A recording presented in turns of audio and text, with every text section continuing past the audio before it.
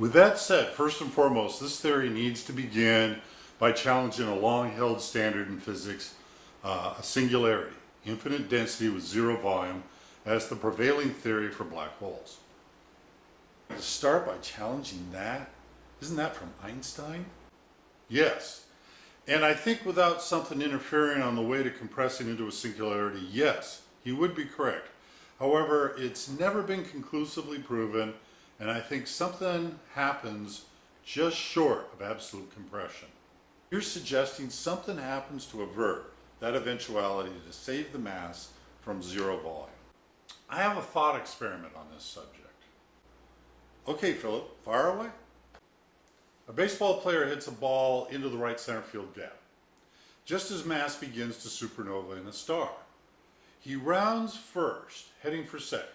Star's energy is spent and the compression is on. The ball rolls to the wall and bounces back into the glove of the center fielder.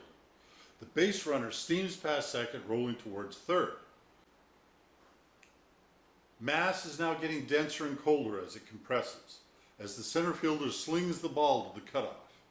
The third base coach is frantically waving the runner home. What was once a star is now getting much smaller and oh, so bitterly cold. The cutoff player chucks the ball towards the catcher. The runner slides for home. The catcher snags the toss and moves to make the tag. The mass is now approaching the singularity. The runner slides feet first, just inches from home plate, but is tagged out by the catcher. And the mass never compresses into a singularity either. It's tagged out by the switching catalyst of near absolute cold, saving that mass for another day, with extreme density and some volume. A black hole with a tiny black nugget at the center. Why would that happen? Because the catalyst of extreme temperature, near absolute cold, switches that mass from one state into an opposite state, from one subverse into an opposite subverse, possessing opposite properties. Do tell. Instead of that black nugget mass compressing the spectrum of elements, as our subverse does, it's uniform. Gravitation is no longer mass affecting a distortion in the fourth dimension. Rather, it's a vacuum in the absence of the fourth dimension, the exact opposite. In fact, all the properties of opposite subverses are opposite. That's a pretty big theory. So are you saying that if the black nugget, as you refer to it, was subjected to sufficient heat, the constant forces would spread out over space-time to perfectly fill the void to the outside edges of its event horizon? That's the idea. Yes, in fact, let's take the whole idea a step farther. If the Big Bang arose from a single black nugget, whatever size that may have been, then as mass expands in the Big Bang, the constant forces acting on it spread out over space and time, and that's the fourth dimension. But just as importantly, we need to understand that it's the equal and opposite reaction to the action, which is the heat of the Big Bang. Where are those terms again? Equal and opposite. And the number two, and an action, an equal opposite reaction.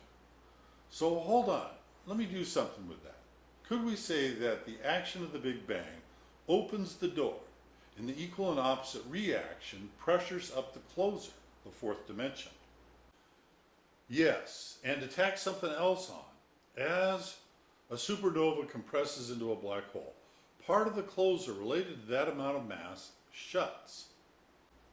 Wow, but that would also mean if all mass in the universe eventually compresses into a black hole or is drawn into one, with all mass in one black nugget, a big crunch as they call it, the equal and opposite reaction would be complete and no fourth dimension would exist. Right, Carl, which means in this subverse, the one of expansion, we all exist within the equal and opposite reaction of the Big Bang, the fourth dimension, and it is applying pressure to mass until its reaction is completed with all mass back in its pre-existing state in one spherical superdense nugget. But don't physicists refer to it as mass causing a distortion in the fourth dimension? Yes, but aren't they opposite forces? After all, how can a distortion occur if it doesn't also infer pressure from the other direction, which is commonly referred to as gravitation, right? I just thought of something else. If near absolute cold was the catalyst for this switch, then wouldn't the opposite temperature gradient, extreme plasma hot, be the catalyst for the switch of mass in the Big Bang into this subverse? Ta-da! So opposite subverses acts as the mechanism for oscillation, but that still doesn't tell us how momentum is generated to affect an oscillation, because each event proportionally moves along the next, like a tumbling ball that keeps on rolling. What events? Let's toy with opposite subverses just a tad to see if we can use them to generate momentum. Okay, let's begin. Number one, increasing number and size of black holes is proportional to 2, elimination of the fourth dimension within event horizons, is proportional to 3, reduced cohesiveness of the fourth dimension. Hold on, I get the first 2 events, but how do you figure that last one? Let's partake in a second thought experiment. Say I put on a sweater that has small weights attached to the bottom, and as it descends onto my body, it's analogous to the fourth dimension spreading over space and time from the moment of the Big Bang. If nothing happens to the fabric, it will slow and eventually stop because of its cohesiveness. But if you cut holes in the sweater's fabric with scissors, analogous to black holes forming, then there is reduced cohesiveness proportional to the previous event.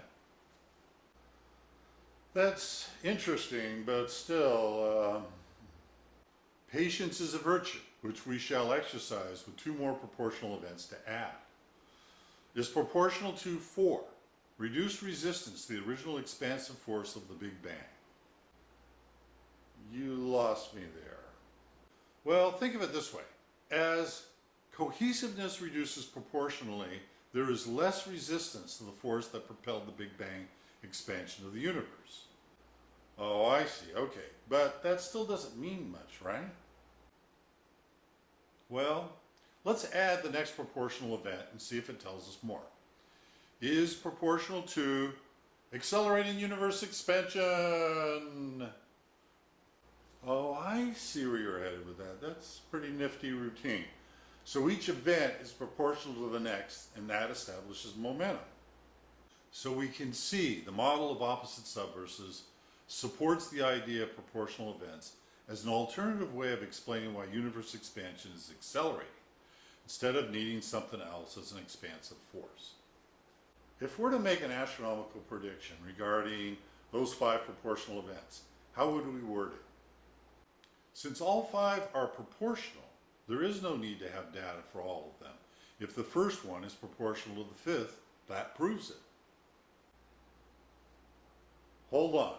If we're talking about oscillation, a full cycle from Big Bang to Big Crunch, there have to be more proportional events, of course, but there are more vistas with which to gander at, as well as our need to cook up a meal that will serve us well to understand those other events better. One cannot fully appreciate good cuisine without knowing what it's made of, and the list of ingredients here needs to be enhanced.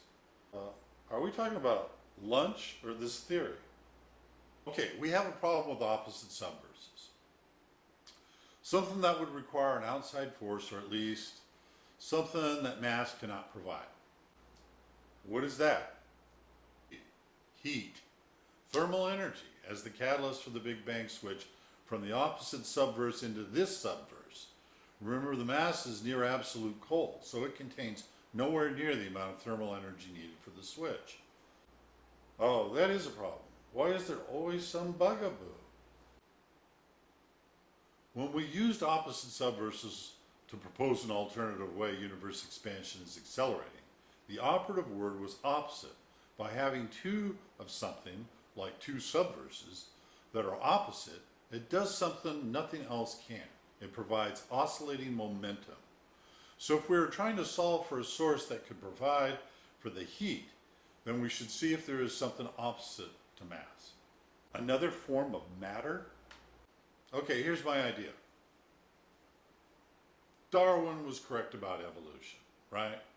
But there's also a second layer of evolution occurring in tandem. I'm just listening because I don't know where this is headed.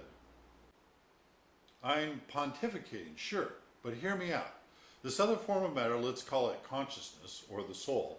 Let's say it's at the same thought level as the DNA will support all life forms. So in each individual, the DNA is here and the consciousness, fifth dimensional form of matter consciousness is at the same thought level.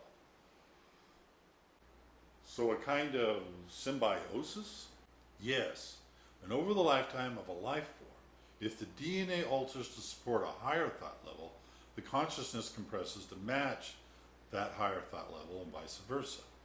Compressing? You mean like mass can compress the denser elements and stars, but in this case, while hitching a ride in a life form? What do you think? But it's mass that's causing a distortion, or as you put it, the fourth dimension is applying pressure, not some other form of matter, right? Well, this is where we veer into our theory again. Remember when we drew the conclusion that for there to be an energy exchange in an oscillating universe, there would need to be equal amounts of opposite forms of matter. Yeah, but so you're suggesting that when the Big Bang occurred, both forms of matter and the forces acting on them spread out over space-time, equally contributing to the generation of the fourth dimension? Yes, so in a sense there would be two equal and opposite reactions. One due to mass and its forces spreading out over space and time, but also this other form of matter, consciousness and its forces. Hold on now. If both contributed to the pressuring up of the fourth dimension equally, then each and every bit of consciousness, like the ones in you and me, are causing a distortion in space-time, meaning pressure is being applied. Smack! I think you hit the nail on the head. Pressure to do what exactly? Good question, because even if pressure is applied, what does that do? All right, go with me on this. If both forms of matter, mass in the third dimension and consciousness in the fifth, have the same type of forces, meaning parallel forces, with mass having an electromagnetic field, then consciousness would, let's say, have a contramagnetic field throughout the fourth dimension. Okay, sure, that seems reasonable. Then what if, as part of that contramagnetic field, is a spectrum of intellect? Then, as an individual consciousness comes to a new understanding about something that is part of that spectrum, then part of the equal and opposite reaction, the fourth dimension, closes a tiny bit, while simultaneously that consciousness compresses to a higher, more energetic thought level. And then that animal's DNA would alter to support the new higher thought level. Okay, let's say there are two layers of evolution occurring in every life form. How did that get started? I got a vision one night while trying to get to sleep. I'd asked the same question a few days earlier, and when this vision occurred, it was as if a video was playing for me. What happened was there was this barren landscape, no trees, brush, grasses, animals, nothing to indicate life existed in this place. Okay, so go on.